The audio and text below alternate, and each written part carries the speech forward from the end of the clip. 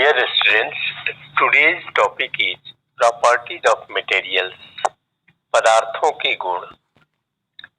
How would you describe an apple? एक सेब का वर्णन आप कैसे करेंगे? You can talk about its size, shape, color, or about how it feels or smells. आप इसके आकार, आकृति, रंग या यह कैसा महसूस होता है या गंध के बारे में बात कर सकते हैं. Size, shape, colour, texture, hard और सॉफ्ट, स्मूथ और rough, and smell are properties of matter. आकार, आकृति, रंग, कड़ा या मुलायम, चिकना या रुखड़ा, और गंध पदार्थ के गुण हैं. All matter can be described by such properties. सभी पदार्थ ऐसे गुणों के द्वारा वर्णन किए जा सकते हैं. The properties of materials decide what things we can make out of them. पदार्थों के गुण निर्णय करते हैं कि हम लोग उनसे क्या बना सकते हैं. फॉर एग्जाम्पल, उदाहरण के लिए, we cannot make tools out of rubber as it is not hard.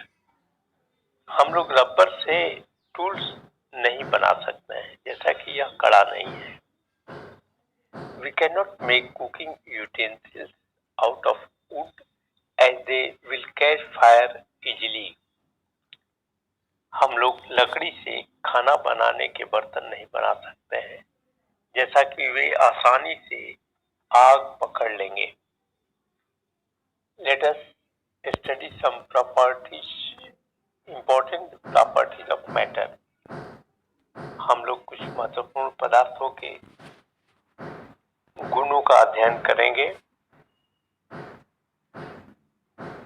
Appearance, उपस्थिति. Paper looks different from cloth. कागज कपड़ा से भिन्न दिखाई पड़ता है. Wood looks different from iron. लकड़ी लोहा से भिन्न दिखाई पड़ता है. Iron looks different from copper और एल्यूमिनियम. कॉपर या एल्यूमिनियम से लोहा भिन्न दिखाई पड़ता है. At the same time, there are some similarities between iron, copper and aluminium that are not there in wood or paper. एक साथ आयरन, कॉपर और एल्यूमिनियम के बीच कुछ समानता है. वही समानता लकड़ी या पेपर में नहीं है. Materials can be classified on the basis of their appearance. पदार्थ उनकी बाह्य आकृति के आधार पर वर्गीकृत किए जा सकते हैं. सेकेंड प्रॉपर्टी है पदार्थों का लस्टर, चमक. A metal spoon shines whereas a wooden spoon does not shine or so much. एक धातु का चम्मच चमकता है जबकि लकड़ी का चम्मच उसके जैसा नहीं चमकता है. Silk cloth has a shine whereas woolen cloth does not. Silk के कपड़े में चमक है जबकि ऊनी कपड़ा नहीं चमकता है. We see that metal has more luster than wood and that silk has more luster than wool. हम कहते हैं कि लकड़ी की अपेक्षा धातु में ज्यादा चमक है और ऊन की अपेक्षा सिल्क में ज्यादा चमक है. And iron rod may not appear lustrous. However, if you use sandpaper to remove the top layer, you will see that it is lustrous. एक लोहे का छड़ चमकदार प्रतीत नहीं हो सकता है. फिर भी यदि आप ऊपरी परत को हटाने के लिए सैंडपेपर का इस्तेमाल करते हैं, आप देखेंगे कि चमकदार है. यह चमकदार है. Some metals lose their luster when exposed to air धातु अपनी चमक खो देते हैं जब हवा और नमी लगने दिया जाता है। Materials can be classified on the basis of their luster. पदार्थ अपनी चमक के आधार पर वर्गीकृत किए जा सकते हैं। Third point is texture. प्रकृति या संरचना या बनावट है। Different materials feel different when you touch them. That is, they have different textures. अलग अलग पदार्थों की अलग अलग अनुभूति होती है जब आप उनको छूते हैं। वही कारण है उनकी संरचना अलग अलग है। For example, metal is hard and smooth whereas wool is soft and rough. धातु